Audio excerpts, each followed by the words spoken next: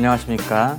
3D 프린터 운영 기능사 4차 산업혁명 3D 프린터 많이들 들어보셨을 겁니다.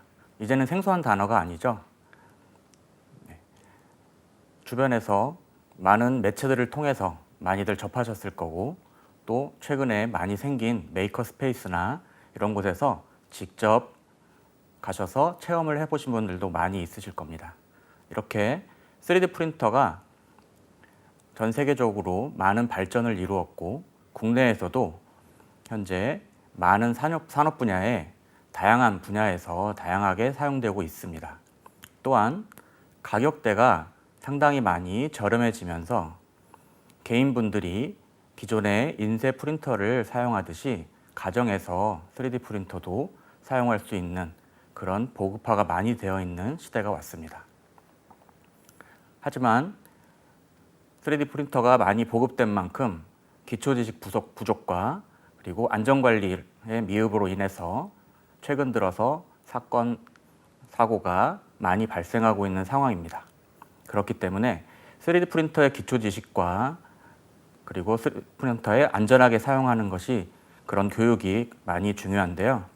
이번 강의를 통해서 3D 프린터 운용 기능사 자격증에 관련된 여러 가지 3D 프린터에 대한 기초 지식과 그리고 그 안전 관리에 대한 교육을 들으시고 여러분들이 안전한 3D 생활과 그리고 자격증을 취득할 수 있는 기회가 되시길 바랍니다. 그러면 오늘 첫 번째 시간으로 3D 프린터 운용 기능사라는 자격증에 대해서 소개를 드리고, 그리고 본 강의에 앞서서 3D 프린터의 개념, 기초에 대해서 강의를 시작하도록 하겠습니다. 목차로는 1장에 3D 프린터 운용 기능사에 대해서 안내를 드릴 건데요. 3D 프린터의 국가 자격증하고 기능사의 개요 등, 그다음에 시험 정보에 대해서 말씀을 드리고요. 그리고 2장에서는 3D 프린팅의 기초에 대해서 여러분들이 개념을 어느 정도 잡을 수 있도록 그렇게 수업을 하도록 하겠습니다. 그리고 3장에서는 간략한 문제풀이를 통해서 여러분들이 그 배우신 내용에 대해서 기억하실 수 있도록 그렇게 하도록 하겠습니다. 네, 그럼 3D 프린터 운용 기능사 관련된 3D 프린터 국가 자격증이 있는데요. 국내에 3D 프린터가 도입이 된 이후에는 민간 업체들을 위주로 해서 3D 프린터 교육과 그리고 그 자격증 취득을 할 수 있는 그런 기회들이 있었는데요. 그 이후에 3D 프린터가 많은 발전을 이루고 사회 전반에서 많이들 사용을 하시다 보니까 그 국가적인 차원에서 전문 인력 양성을 위한 그런 국가 자격증이 신설되게 되었습니다. 그 국가 자격증에는 현재 3D 프린터 운용 기능사와 3D 프린터 개발 산업기사가 있습니다. 먼저 시행처는 3D 프린터 운용 기능사와 3D 프린터 개발 산업기사가 전부 한국산업인력공단에서 관리하는 그런 국가 자격증입니다. 그리고 시행연도는 두 자격증 모두 2018년 12월부터 시행이 되었는데요. 기능사 같은 경우는 2018년 12월 첫 필기시험을 보고 2019년 1회 실기시험이 있었습니다. 그리고 그 이후에 2021년까지는 매년 2회씩 시험이 진행이 되오다가 2022년 올해부터 그 시험 보시는 여러분들이 많은 수요가 있어서 3회로 늘게 되었습니다. 물론 중간에 그 기능계 고등학교 학생들의 실기시험 기간이 한번 끼어 있는데요. 일반인 분들이나 그 외에 다른 분들이 시험을 보실 수 있는 기회는 연 3회로 기능사 시험을 보실 수 있습니다. 그리고 3D 프린터 개발 산업기사는 2018년 12월부터 시행이 되어서 지금까지 연 1회 시험이 실시되고 있습니다. 그리고 시험 내용으로는요. 그 3D 프린터 운용 기능사 같은 경우는 3D 프린터 운용 실무 능력을 위한 모델링 및 출력, 후가공, 그리고 안전관리에 관한 내용들이고요. 그리고 3D 프린터 개발 산업기사는 3D 프린터 개발 및 제작 실무 능력을 위한 장치 회로 및 프로그래밍 유지보수 등을 시험의 내용이 있습니다. 응시 자격으로는 3D 프린터 운용 기능사는 자격 제한이 없습니다. 그래서 처음 입문하시는 분부터 시작해서 많은 분들이 현재 시험을 보고 계시고요. 3D 프린터 개발 산업기사 같은 경우는 2년제 대학 이상 관련 학과 졸업자들에게 기회 응시 자격이 부여됩니다. 그래서 여러분들하고 오늘부터 자격증 시험에 대한 공부를 하게 되는데요. 거기에 3D 프린터 운용 기능사에 대해서 공부를 할 수 있도록 그렇게 하겠습니다. 자, 그러면 3D 프린터 운용 기능사에 대해서 조금 더 알아보겠습니다. 3D 프린터 운용 기능사는 현재 한국산업인력공단에서 주최하는 큐넷이라는 사이트에서 접수를 하실 수가 있는데요. 이제 운용 기능사는 시험 개요를 보시면 기존의 공제식 가공, 직접 깎아서 만들던 그런 가공 방식이죠. 그 공제식 가공의 한계를 벗어난 첨가식 가공을 대표하는 3D 프린터 산업에서 창의적인 아이디어를 실현하기 위해 시장 조사, 그리고 제품 스캐닝, 디자인 및 3D 모델링, 그리고 적층 시뮬레이션, 3D 프린터 설정, 제품 출력, 후가공 등의 기능 업무를 수행할 숙련 기능 인력 양성을 위한 자격증으로 제정되었습니다. 이 3D 프린터 운용 기능사는 앞으로 진로 및 전망은 현재 글로벌 3D 프린터 산업이 해마다 지속적으로 성장률을 보이고 있고, 특히 제품 및 서비스 시장은 그 변화의 폭이 상당히 큽니다. 최근 4차 산업혁명과 관련해서 소프트웨어 대기업이나 제조업체, 그리고 3D 프린터 시장 진출로 항공, 우주, 자동차, 의료, 패션 등 다양한 분야에서 시장에 변화하고 있는 추세이므로 아마도 3D 프린터 운용 직무에 관한 지식과 숙련 기능을 갖춘 전문 인력에 대한 수요가 높아질 거라 생각됩니다. 3D 프린터 운용 기능사가 2018년 12월부터 시작이 되었는데요. 연도별 합격률을 잠시 보시겠습니다. 연도별 합격률을 보시면 현재 2021년까지 필기와 실기 두 과목마다 대략 70%대에서 합격률이 나오고 있습니다. 특히 실기시험 같은 경우는 작업형 실기시험인데요. 실기시험 같은 경우는 첫 해 시험, 1회 시험 때는 아무래도 좀 생소하고 그리고 시험에 정보가 없다 보니까 합격률이 좀 낮았었습니다. 하지만 그 이후에 실기시험 같은 경우는 공개 도면이라고 해서 그 시험에 나왔던 도면들을 큐넷에서 그 공개 도면을 보여줍니다. 그래서 그 공개 도면을 공부를 하시고 시험을 치르게 되면서부터는 합격률이 올라가게 되었습니다. 그래서 지금은 거의 75%대까지 합격을 하실 수 있게 그렇게 되었던 지금 현재 기능사 시험입니다. 시험 정보를 보시면요. 기능사 시험 같은 경우는 시험 과목이 필기와 실기로 나눠져 있는데, 필기는 3D 스캐너, 3D 모델링, 그리고 3D 프린터 설정, 3D 프린터 출력 및 후가공, 3D 프린터 교정 및 유지 보수가 있습니다. 그 내부에는 주요 과목으로 제품 스캐닝, 넙스 모델링, 엔지니어링 모델링, 3D 프린터 소프트웨어 설정, 하드웨어 설정, 그리고 제품 출력과 후가공, 그리고 안전관리까지 총 8과목으로 세분화되어 있습니다. 그래서 저희가 앞으로 기능사 관련된 강의는 총 과목수로는 8개의 과목으로 해서 치러질 겁니다. 그리고 실기는 3D 프린터 운영 실무로 되어 있는데요. 작업형 운영 실무입니다. 그래서 어셈블리 되어 있는, 조립되어 있는 그런 모형을 직접 모델링을 하고 1시간 동안 모델링이 끝나게 되면 그 모델링한 파일을 직접 출력을 해서 그 출력된 파일을 후가공을 하고 그 모델이 조립되어 있는 상태에서 움직일 수 있게 만드는 그런 시험입니다. 그래서 실기시험 같은 경우는 우리가 다음 실기 강의 때 조금 더 자세하게 알아보도록 하겠습니다. 검정 방법으로는 필기시험은 CBT, 컴퓨터로 직접 시험을 보실 수 있습니다. 1회 시험 때는 예전에 OMR 카드라고 해서 그 컴퓨터용 사인펜을 이용해서 직접 시험을 보는 방식이었는데, 그 이후에 지금 현재는 CBT 방식으로 해서 컴퓨터에서 직접 선택을 하고 제출할 수 있게 그렇게 만들어져 있습니다. 객관식 사지 택일형 방식으로 되어 있고요. 총 60문항을 1시간 동안 시험을 치를 수 있도록 되어 있습니다.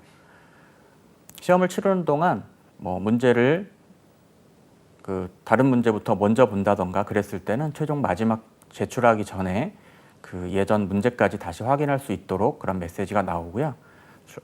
전부 시험이 끝나고 제출하게 되면 일단 예비 합격 여부에 대한 내용도 그 컴퓨터를 통해서 확인을 하실 수가 있습니다. 그리고 실기시험은 작업형 총 3시간인데요. 앞서서 말씀드린 것처럼 그 어셈블리 모델링 파일을 3D 모델링을 1시간 동안 하게 됩니다. 역시 3D 모델링을 1시간 동안 하는 동안에는 모델링과 3D 프린터로 출력할 수 있는 파일 변환과 또 출력할 수 있는 슬라이싱 프로그램을 통해서 그 3D 프린터가 인식할 수 있게 기계어까지 바꿔줄 수 있는 그런 시간을 1시간 동안 부여가 됩니다. 그래서 1시간 이내에 모델링과 슬라이싱을 해서 파일을 총 4개까지 저장을 할 수 있게 되어 있고요. 그 이후에 그 1시간이 지난 이후에는 3D 프린터로 직접 모델링한 파일을 출력을 해서 그 다음에 후가공까지 하는 시간이 2시간 부여됩니다. 그래서 필기와 실기 같은 경우는 총 합격 기준은 각 100점 만점에 60점 이상을 받으셔야 자격증을 취득하실 수가 있습니다. 물론 필기 시험을 합격을 하셔야 실기 시험을 보실 수 있는 자격 조건이 됩니다. 그래서 필기를 합격을 하시게 되면 2년 내에 실기 시험을 보실 수 있게 그렇게 되어 있습니다. 다음 시험 일정을 잠시 보시게 되면요. 올해 기준인데 정기 기능사 1회 시험, 2회 시험, 4회 시험에 일반인 여러분들이 시험을 보실 수 있는 기능사 시험이 있었고요. 지금 현재는 실기 시험이 앞으로 남아 있습니다. 아마도 여러분들과 이번 강의가 끝나고 나면 내년 다음 해에도 그 초반에 시작되는 기능사 시험을 응시하실 수 있을 거라 생각이 듭니다. 다음은 기능사 시험 접수 사이트인데요. 앞에서 말씀드린 큐넷이라고 하는 사이트에 접속을 하시게 되면 그 3D 프린터 운영 기능사 그리고 3D 프린터 개발 산업 기사도 그 응시를 하실 수가 있으십니다. 그 응시 기간이 있고요. 그 응시 기간이 있으면 필기 접수나 실기 접수 그 당일 전 2, 3일 전 정도에 사전 입력 기간이 있는데요. 그 사전 입력 기간에 미리 그 사전에 개인 정보를 입력해 두시면 보다 빠르게 접수가 가능하십니다. 이렇게 말씀드리는 이유는 3D 프린터 접수하는 인원들이 꽤 많으시고 그리고 시험장이 한정돼 있다 보니까 아무래도 내가 살고 있는 곳에서 가까운 곳에서 시험을 보시는 게 아무래도 좀 더 유리하시잖아요. 그렇기 때문에 조금 더 빠르게 그 접수를 하시기 위해서는 일단 사전 입력 기간에 개인정보를 먼저 등록을 해 놓으시고 그 당일날 아침에 접수를 하시는 게 가장 빠르게 접수를 하실 수 있는 방법입니다. 이렇게 3D 프린터 운용 기능사에 대해서 일단 알아봤는데요. 일단 3D 프린터 운용 기능사 같은 경우는 누구나 응시가 가능하십니다. 그렇기 때문에 처음 입문하시는 분들도 조금만 노력을 하신다고 하면 크게 어렵지 않게 취득하실 수 있는 자격증이고요. 일단 저희랑 같이 그 3D 프린터 운영 기능사에 대한 이론적인 부분을 같이 공부를 하시고 그리고 시중에 판매되고 있는 필기 그 문제가 많이 들어있는 문제집을 구입하셔서 문제풀이 형태로 준비를 하시게 되면 대부분 합격하실 수 있을 거라고 생각이 듭니다. 지금까지는 3D 프린터 운용 기능사 자격증에 대해서 알아봤고요. 그러면 우리가 그 3D 프린팅이 무엇인지 일단 본 과목이 들어가기 전에 기초 개념에 대해서 말씀을 드리겠습니다. 3D 프린팅이란 무엇일까요? 네, 이제는 많이들 아실 겁니다. 3D로 디자인된 정보를 받아서 층층이 쌓으면서 3차원 입체를 만들어내는 장치를 말합니다. 기존에 여러분들은 가정에서 인쇄용 프린터를 사용해 보셨을 겁니다.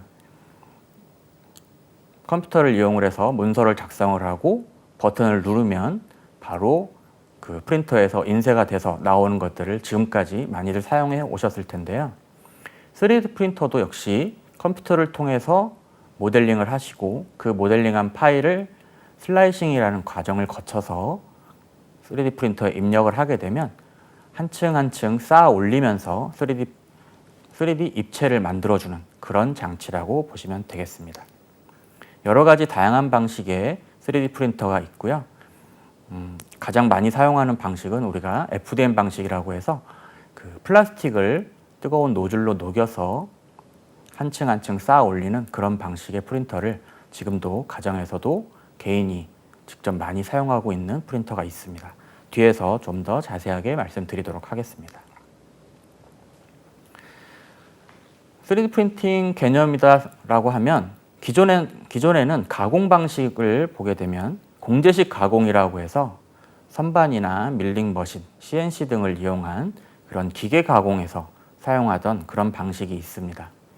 그런 방식 같은 경우는 재료와 공구, 간섭이 최대 제한 조건이 있는데요. 그렇다 보니까 제작 가능의 형상이 한계가 있습니다. 그렇기 때문에 우리가 그 비용도 많이 들고 역시 그런 크게 뭔가를 만드는 게 쉽지는 않았었죠. 하지만 이런 가공 방식은 아직까지도 산업에서 많이들 사용하고 있고 제품을 만드는데 중요한 그런 대량 생산 방식을 현재까지도 가공 방식을 공제식 가공의 가공 방식을 사용해서 지금도 생산을 하고 있는 그 산업이 많이 있습니다. 하지만 그 이후에 신개념으로 등장한 3D 프린터로 인해서 제작 가능 형상이 거의 없어질 정도로 우리가 3D 프린터로 한 층 한 층 쌓아 올리다 보니까 기존에는 그 깎아서 만들던 그런 방식에서 적층을 하다 보니까 아무래도 조금 더 형상 제한이 거의 없이 만들 수가 있습니다.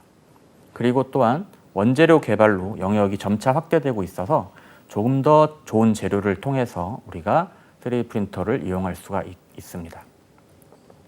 하지만 3D 프린터 같은 경우는 그 조형 방법이라든가 그리고 조형 시간이 좀 걸리기 때문에 아무래도 그 대량 생산 방식엔 어울리지가 않습니다. 그래서 다품종 소량 방식이라든가 아니면 맞춤형 주문 생산 방식으로 그 주문을 받아서 직접 그 사용자가 필요한 부분들을 우리가 맞춰서 만들어주는 그런 형태로 우리가 3D 프린터의 첨가식 가공으로 많이 사용하고 있습니다. 그렇다 보니까 근래에는 시제품을 제작하거나 이런 부분에서 금형을 먼저 만들지 않고 3D 프린터를 이용을 해서 직접 시제품을 먼저 만들어 보고 수정도 하고 그렇게 하면서 저렴한 비용으로 미리 그런 목업이라든가 시제품들을 만들어 보는 그런 경우가 더 많아지고 있습니다.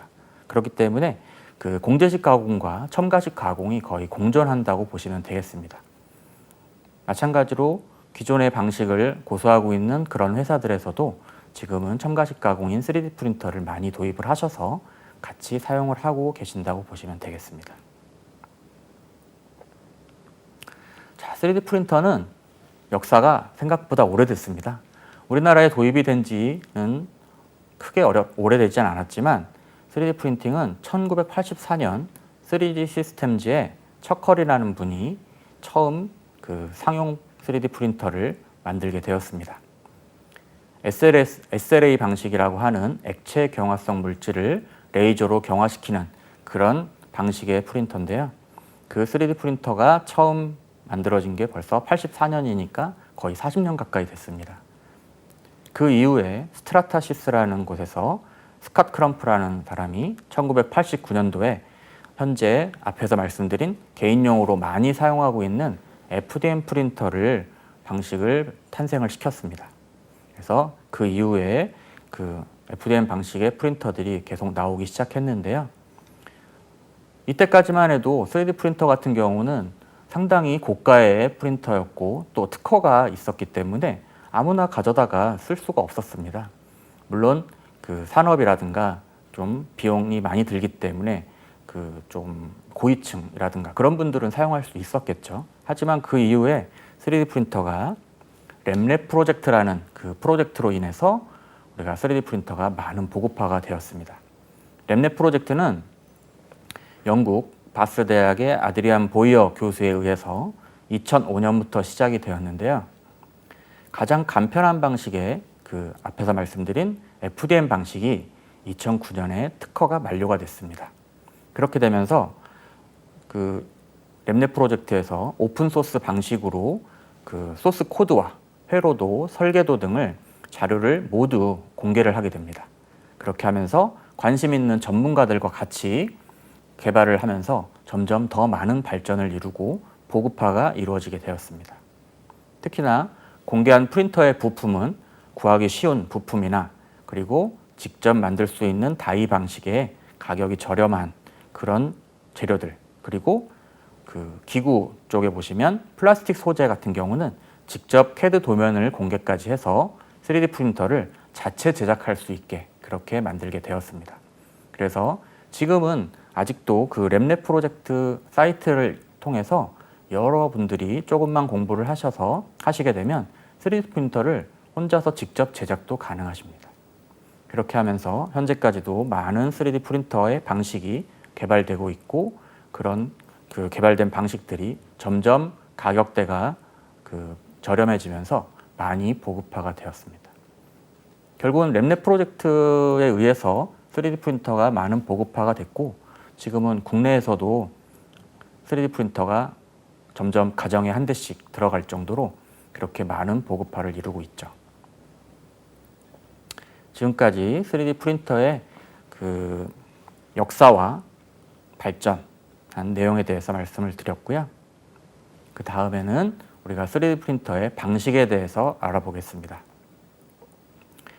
3D 프린터의 방식은 수조 광경화 방식, 재료 분사 방식, 재료 압출 방식, 분말 융접 방식, 접착제 분사 방식, 방향성 에너지 침착, 그리고 판재 적층 총 7개로 나눌 수가 있는데요. 먼저 수조 광경화 방식을 보게 되면 용기 안에 광경화성 수지에 빛을 주사하여 선택적으로 경화시켜서 조형하는 방식입니다. 여기에는 그 수조 광경화 방식의 대표적인 기술에는 SLA 방식과 DLP 방식이 있습니다. 앞서서 처음 상용화되었던 그 3D 시스템즈에서 처음 상용화되었던 방식이 이 SLA 방식입니다. 이 SLA 방식은 그 광경화 수지에 그 레이저를 통해서 경화를 시키는 방식이고요. 그 외 옆에 있는 DLP 방식 같은 경우는 그 레이저가 아닌 LCD라든가 그리고 LED라든가 그 다음에 프로젝터 이런 것들을 이용해서 액체를 경화시켜서 만드는 그런 방식이라고 보시면 되겠습니다. 비슷한 방식이고 같은 기술이라고 보시면 되겠습니다. 그리고 여기에 사용되는 재료로는 경화성 액체를 사용하게 됩니다. 그리고 재료 분사 방식은 광경화성 수지나 왁스 등 액체 재료를 미세한 방울로 만들어서 선택적 도포를 하면서 조형을 하는 그런 방식입니다.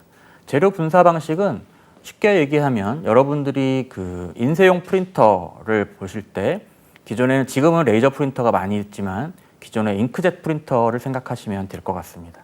잉크젯 프린터처럼 잉크를 직접 분사를 해서 인쇄를 했던 것처럼 이 재료 분사 방식도 광경화성 수지나 왁스를 액체 재료로 만들어서 미세한 방울로 그렇게 도포하는 형태고요. 여기에는 대표적인 기술 분류로 폴리젯 방식과 잉크젯 제팅, MJM 이런 기술이 있습니다. 그리고 역시 재료로는 폴리머나 왁스 이런 광경화성 수지를 사용하게 됩니다. 그리고 재료 압출 방식은 앞에서 말씀드린 FDM 방식입니다.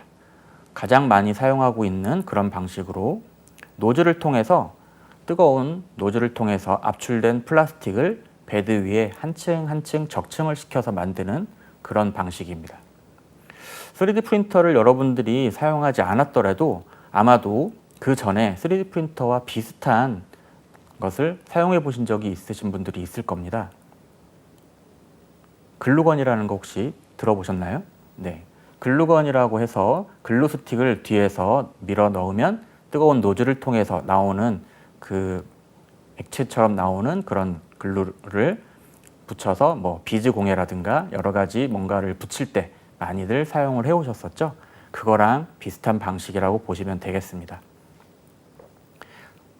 대표적인 기술 분류로는 FDM, FFF라는 방식이 있습니다. 그리고 재료로는 대표적으로 많이 사용하는 ABS와 PLA 재료 이외에 우드나 PC, 나일론 등 여러 가지 재료들이 지금 현재까지 사용되고 있습니다. 그리고 분말 융접 방식인데요. 분말 융접 방식은 베드 위에 분말에 열 에너지를 선택적으로 가해서 국부적으로 용융 접합시키는 방법입니다. 대표적인 기술로는 DMLS, SLM, EBM 그리고 SLS라는 방식이 있습니다. 이 분말 융접 방식은 실제로 파우더를 이용을 해서 그 파우더에 그 레이저를 조사해서 만드는 방식인데요. 파우더를 이용을 하기 때문에 3D 프린터의 약간의 단점이라고 해야 될까요? 그런 그 지지대를 만들지 않아도 되는 형태로 우리가 만들 수가 있기 때문에 그 제품의 품질을 상당히 높일 수가 있습니다. 역시 재료로는 금속이라든가 세라믹 그리고 석고 이런 파우더들을 이용해서 우리가 만들게 됩니다. 그리고 접착제 분사 방식은 베드 위에 분말에 접착제를 분사하여 결합시키면서 만드는 방식을 말합니다.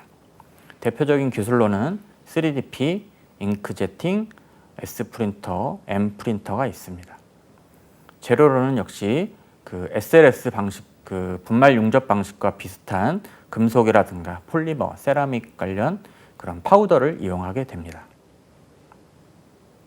그리고 방향성 에너지 침착이라고 해서 레이저나 일렉트론 빔, 플라즈마 아크 등 열 에너지를 국부적으로 가해 녹여서 침착시키는 방식으로 조형하는 방식입니다. 대표적인 기술로는 다이렉트 메탈 디포지션과 레이저 디포지션, 레이저 컨솔리데이션이 있습니다. 역시 재료로는 금속 파우더와 와이어 등을 사용합니다. 그리고 마지막으로 판재 적층 방식은 실제로 얇은 판 형태를 층층이 붙여서 적층하는 그런 방식을 말합니다. 기술 분류로는 LOM이라고 해서 방식이 있고요. 울트라소닉 콘솔리데이션이라는 방식이 있습니다. 사용 재료로는 얇은 판재나 종이를 이용합니다. 지금까지 3D 프린터 방식에 대해서 7가지 방식에 대해서 말씀을 드렸는데요. 우리가 이 방식 중에서 제일 먼저 알아야 될 3가지의 기술이 있습니다. 그 3가지의 기술은 SLA 방식과 FDM 방식 그리고 SLS 방식입니다. 그 3가지 기술에 대해서 조금 더 자세하게 말씀을 드리겠습니다. 프린터의 3대 기술이라고 불리우는 그런 3대 기술 SLA와 SLS, FDM 중에서요. 먼저 SLA는요. 광경화 수지 조형이라고 합니다. 3D 시스템즈사 창업자 찰스 허렉에서 발명이 된 제품으로 1986년 특허를 취득하였습니다. 최초의 상업용 3D 프린터이고요. 대표적인 방식은 수조 광경화 방식입니다. 레이저 빔을 이용해서 액화 상태의 광경화성 플라스틱을 물체의 모양을 따라 얇은 층으로 한 층씩 경화시키면서 조형하는 그런 방식입니다. 액체를 레이저로 경화를 시키다 보니까 얇고 미세한 형상 제작에 유리합니다. 장점으로는 성형 속도가 빠르고 정밀도가 꽤 높습니다. 그래서 우리가 주얼리 분야라든가 이런 장난감, 주얼리 분야 그리고 치과, 치기공 분야 이런 분야에서 현재 많이 사용하고 있는 방식이라고 보시면 되겠습니다. 하지만 단점으로는 액체를 경화시켜서 만드는 그런 제품이기 때문에 떨어뜨리거나 하게 되면 그 충격에 약하기 때문에 깨질 수가 있습니다. 그래서 출력물 관리가 좀 필요하게 됩니다. 옆에 그림을 보시게 되면 수조 안에 담겨져 있는 그 액화 상태의 광경화성 플라스틱을 그 레이저를 통해서 한 층 한 층 적층을 시켜서 만드는 그런 방식이라고 보시면 되겠습니다. 다음은 SLS 방식이고요. SLS 방식은 선택적 레이저 소결 조형 방식이라고 합니다. 분말 형태로 만들어진 합성 수지나 금속 원료를 녹이거나 소결하여 조형하는 방식을 말합니다. 대표적인 방식은 분말 융접 방식이 있습니다. 분말 형태의 폴리머나 금속 원료에 레이저를 조사하여 고형화시킴으로써 막을 생성하고요. 그 생성된 막 위에 파우더를 얇게 뿌리는 작업을 반복을 하면서 물체를 제작하는 그런 방식이라고 보시면 되겠습니다. 티타늄, 스테인리스강, 알루미늄, 코발트, 왁스 등 여러 가지 그런 재료들을 사용하고 있는데요. 그 재료들을 또 재활용까지도 가능할 수가 있습니다. 그래서 그런 그 재료들의 파우더만 있으면 우리가 SLS 방식의 그 프린터로 출력을 하실 수가 있는 거죠. 장점으로는 내구성이 견고하고 조형 속도가 가장 빠릅니다. 하지만 장치에 사용되는 재료라든가 장비의 가격대가 상당히 고가이기 때문에 일반인 분들이 사용하시기에는 아직까지는 조금 그 가격 면에서 어려운 점이 좀 있습니다. 그래서 현재는 산업용으로 군용이라든가 또 항공 쪽 그런 자동차 분야 이런 분야에서 현재는 많이 사용하고 있는 그런 방식이라고 보시면 되겠습니다. 사진을 옆에 그림을 보시게 되면 그 파우더를 보관할 수 있는 챔버가 따로 있고요. 그 옆에는 이제 빌드 챔버라고 해서 직접 조형할 수 있는 베드가 있습니다. 거기에 그 롤러를 이용을 해서 파우더를 밀어주고 레이저를 이용을 해서 고형화를 시킴으로써 그 3D 프린터로 그 제품을 만드는 그런 방식이라고 보시면 되겠습니다. 아무래도 이런 레이저를 이용한 SLA 방식이나 SLS 방식 같은 경우는 아직까지는 가격 면에서 상당히 고가라고 보시면 되겠습니다. 그리고 3대 방식 중에 마지막인데요. FDM 프린터, FDM 방식입니다. 융합수지 압출 조형 방식이라고 하는데요. 스트라타시스의 CEO 스콧 크럼프에 의해서 발명이 되었습니다. 열가소성 플라스틱을 노즐 안에서 녹여서 적층을 시키는 그런 방식입니다. 대표적인 방식은 재료 압출 방식입니다. 2009년에 특허가 만료가 되면서 앞에서 말씀드린 램랩 프로젝트에 의해서 오픈소스로 공개되면서 더 많은 발전을 이루게 되었습니다. 장점으로는 내구성 강도가 강한 편이고 가격과 유지보수 비용이 저렴합니다. 그렇기 때문에 개인용 3D 프린터로 널리 사용이 되고 있습니다. 그래서 현재까지 최근에를 보시면 거의 10만 원대, 20만 원대의 FDM 프린터도 지금 시중에서 구매를 하실 수가 있으십니다. 하지만 품질의 그 출력물의 퀄리티라든가 장치의 안정성을 고려한다면 그 3D 프린터의 선택에 조금은 그 가격적인 부분이 들어갈 수가 있겠습니다. 그리고 이 3D 프린터를 통해서 장난감이라든가 또 생활용품 그리고 기존의 그 ABS 플라스틱을 이용한 그런 많은 가전제품에 사용되고 있는 플라스틱처럼 이런 그 재료를 사용할 수가 있기 때문에 이 FDM 방식으로도 충분히 생활용품이라든가 제품을 만들어서 사용할 수가 있습니다. 하지만 단점으로는 성형 속도가 느리기 때문에 아직까지는 대량 생산을 하기엔 어렵고 이 FDM 방식 프린터를 통해서 우리가 그 시제품이라든가 모급 제품들 그리고 주문형 그 맞춤 생산은 가능하다고 보시면 되겠습니다. 옆에 그림에 보시게 되면 3D 그 FDM 방식은 크게 직교형 방식과 델타봇 방식으로 나눌 수가 있습니다. 구조적으로 직교형 방식은 X, Y, Z가 각각 그 90도를 이루고 나눠져 있으면서 X, Y, Z 좌표로 따로따로 움직일 수 있게 만들어져 있고요. 델타봇 형태 같은 경우는 쉽게 말해 세 개의 축이 같이 상호 보완적으로 움직이면서 한 층 한 층 쌓아 올리는 그런 적층 방식을 가지고 있습니다. 현재 델타복 방식은 거의 비슷한 형태로 계속 나오고 있고요.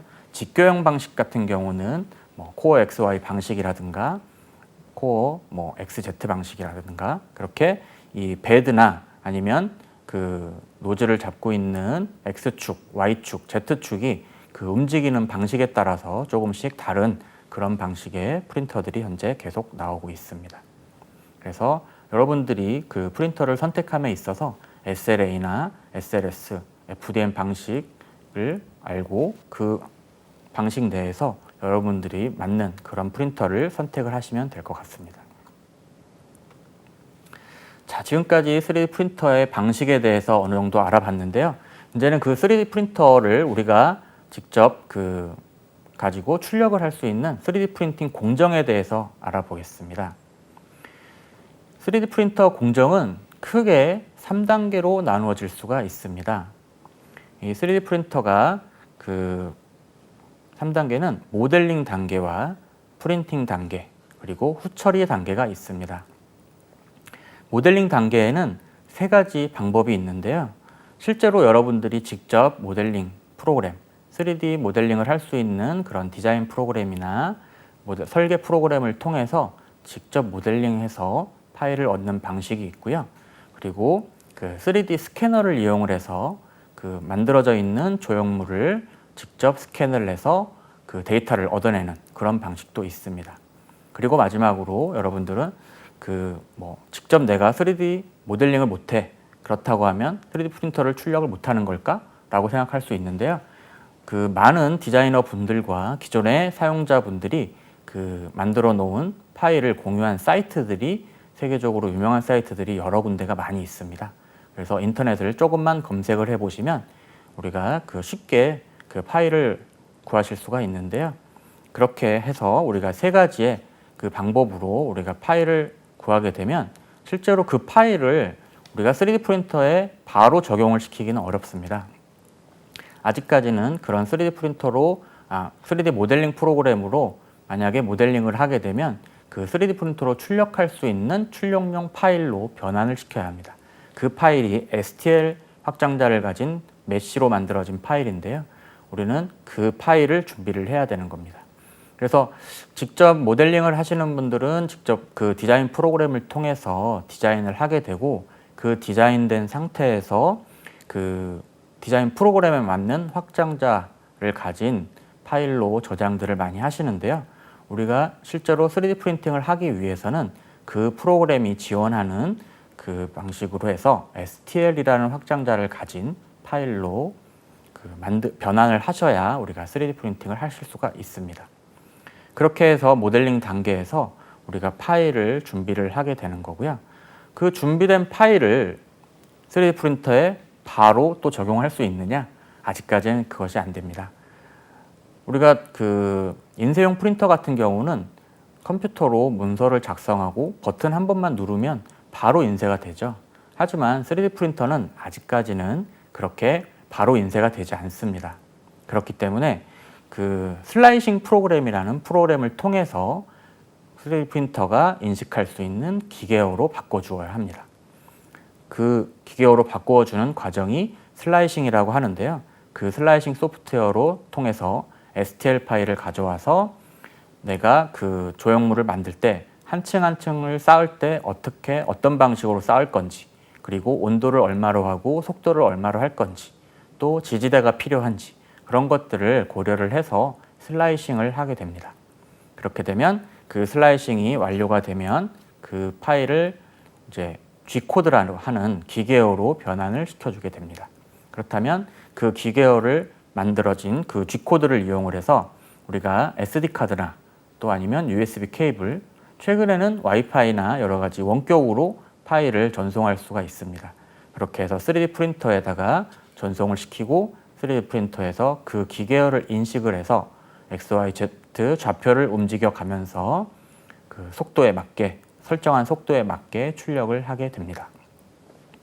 3D 프린터로 프린팅 과정에서 출력을 하게 되면 그 출력이 된 파일이 최종적으로 오브젝트로 조형이 되는데요. 그 조형된 파일을 조형된 물체를 보시게 되면 뭐 보신 분들도 있으시겠지만 아직까지는 3D 프린터 같은 경우는 그 한 층 한 층 쌓는 적층하는 방식이기 때문에 물론 방식에 따라서 조금 더 표면 그 퀄리티가 달라지긴 하겠지만 결이 보일 수가 있습니다. 그렇기 때문에 바로 제품으로 적용하기가 어려운 경우가 많이 있습니다. 그렇기 때문에 마지막에 후처리 과정을 통해서 우리가 제품을 완성하게 되는 겁니다. 물론 3D 프린터가 더 많이 발전을 하고 재료가 더 다양화가 된다고 한다면 후처리 과정은 조금 생략이 돼도 되겠죠.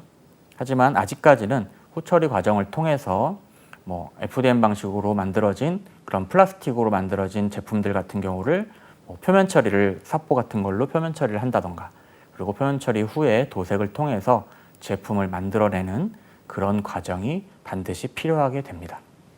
그렇게 해서 3D 프린팅 3단계는 모델링 단계, 프린팅 단계, 후처리 단계 그렇게 공정이 진행이 됩니다. 자, 3D 프린팅 3단계에서 모델링 단계 같은 경우 그 3D 모델링 출력용 파일을 변환해야 된다고 말씀드렸는데요.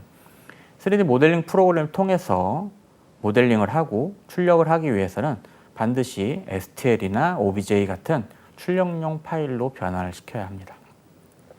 그림에서 보듯이 뭐 오토데스크에 뭐 오토캐드라든가 지브러시라든가 스케치업이라든가 퓨전 360 같은 여러 가지 다양한 그런 그 3D 모델링을 할 수 있는 그런 프로그램들이 많이 있습니다.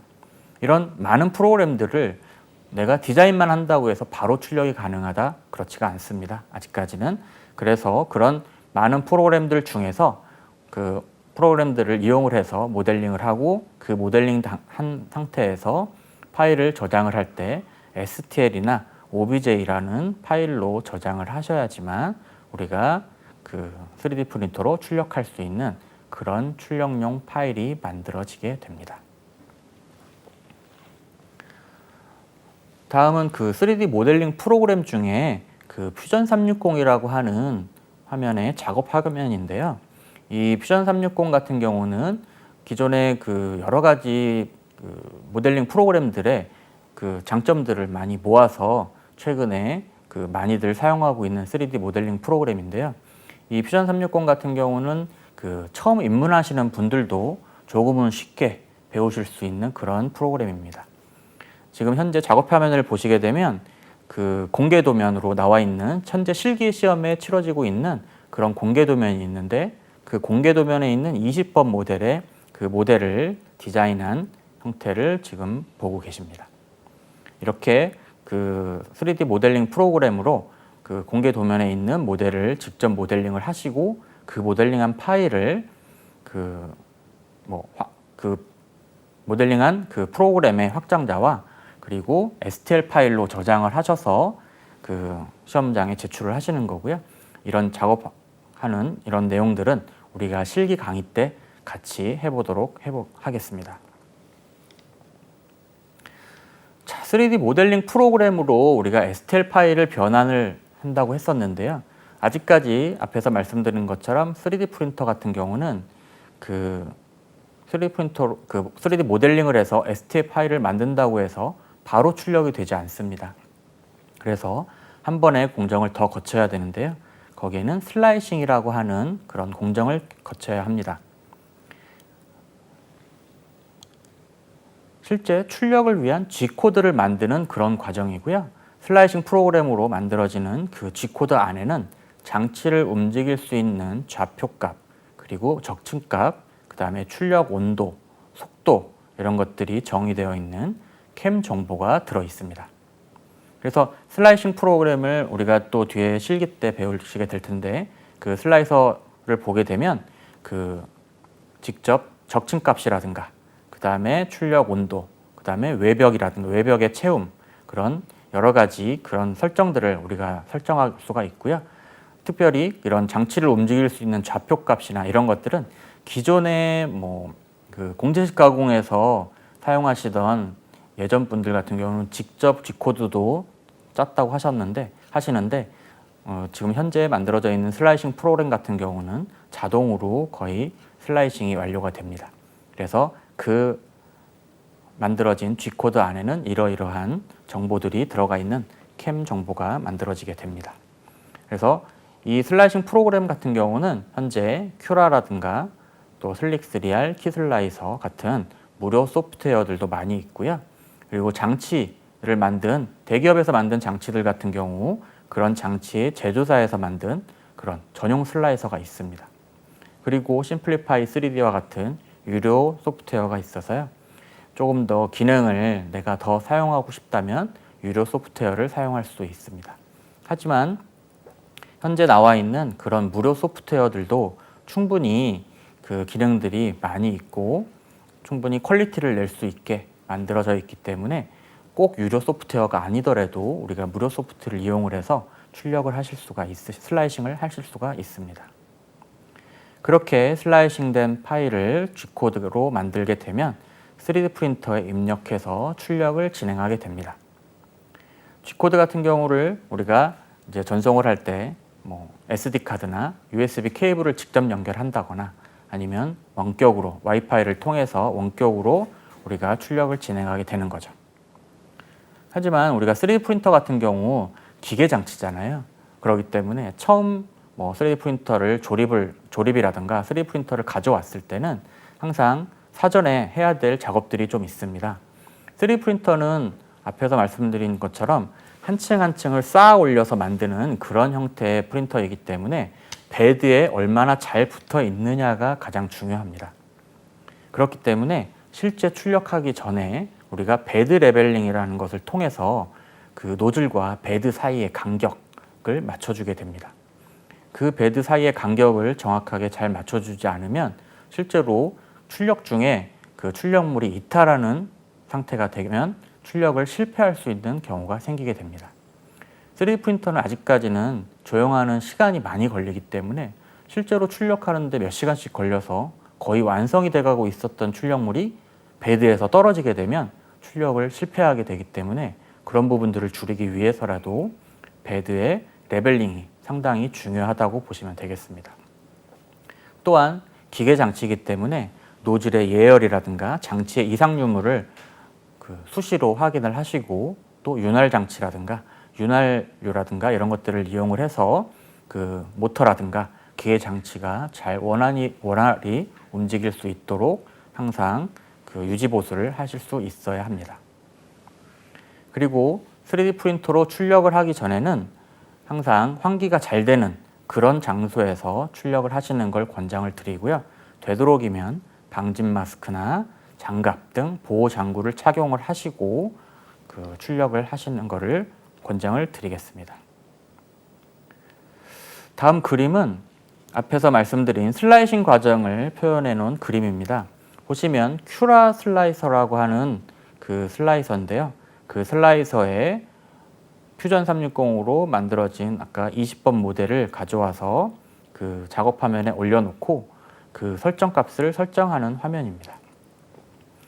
한 층 한 층을 내가 얼마로 쌓을 건지 0.1mm로 쌓을 건지 0.2mm로 쌓을 건지 그런 부분들을 설정을 하고요. 그 다음에 외벽 두께를 얼마로 할 건지 그래서 강도를 내가 필요한 그 조형물이 어디에 쓰느냐에 따라서 강도를 높이거나 줄이거나 할 수가 있습니다. 그리고 내부 채움이라고 해서 속을 완전히 비우면서 출력을 한다거나 아니면 완전히 채워서 출력하는 경우는 많이 없습니다. 물론 필요한 경우에는 그렇게도 할 수가 있겠지만 그렇지가 않고 우리가 그런 것들을 잘 조절을 해서 하게 되는데 내부 채움이라고 해서 내부를 어느 정도 내가 몇 %를 채울 건지 그런 채움도 설정하게 됩니다.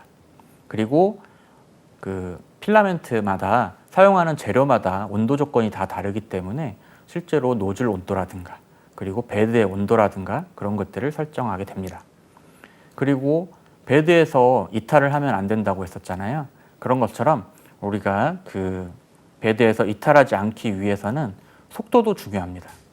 특히나 그 3D 프린터의 그 헤드 부분이 무거운 3D 프린터를 사용하게 된다면 일단 속도가 높아지게 되면 그 밖으로 치고 나갈 수 있는 그런 성질 때문에 실제로 그 탈조가 일어난다거나 그런 불량이 생길 수가 있습니다. 그래서 적절한 속도를 이용을 하고 그 다음에 그 출력물마다 그 3D 프린터를 한 층 한 층 쌓아 올리는 거기 때문에 공중에 있는 부분을 출력하기가 쉽지가 않습니다. 그래서 흘러내리는 부분을 방지하기 위해서 그 지지대라는 것을 설정해 주게 되는데요.